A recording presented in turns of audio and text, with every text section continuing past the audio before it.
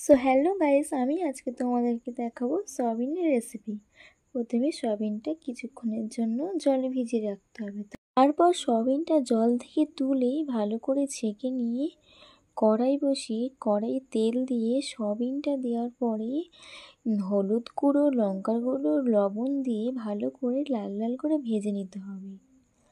তারপর আবার কড়াই বসিয়ে যে পরিমাণ তেল তোমরা তরকারিতে ব্যবহার করবে, তেল দেওয়ার পরে জিরে গুঁড়ো, তেজপাতা দিয়ে তারপরে কাটা পিস করা আলুগুলো দিয়ে এবং পেঁয়াজ দিয়ে ভালো করে লাল লাল করে ভেজে নিতে হবে।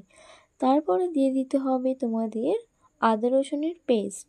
তারপর আঁচটা একটু কমিয়ে লো হিটে ভালো করে ভেজে নিতে হবে। তারপর হলুদ গুঁড়ো ও লঙ্কার গুঁড়ো দিয়ে ভালো করে ভেজে নিতে হবে, কষিয়ে নিতে হবে। তারপর সামান্য পরিমাণ জল দিয়ে আবার নেড়ে আবার ঢাকা দিয়ে দিতে হবে। ঢাকা খোলার পরে যখন দেখবে একটু মাখো মাখো গ্রেভি টাইপের হয়েছে, তখন সয়াবিনটা দিয়ে আবার ভালো করে কষিয়ে নিতে হবে। কষিয়ে নেওয়ার পর আবার ঢাকা দিয়ে দিতে হবে। দেওয়ার পরে যখন দেখবে একটু গ্রেভি হয়ে যাবে, তখন পরিমাণ মতো জল দেওয়ার পর ঢাকা দিয়ে দেবে। যখন দেখবে তোমাদের তরকারিটা হয়ে গিয়েছে, তখন নামানোর আগে ধনেপাতা ছড়িয়ে নামিয়ে নিন।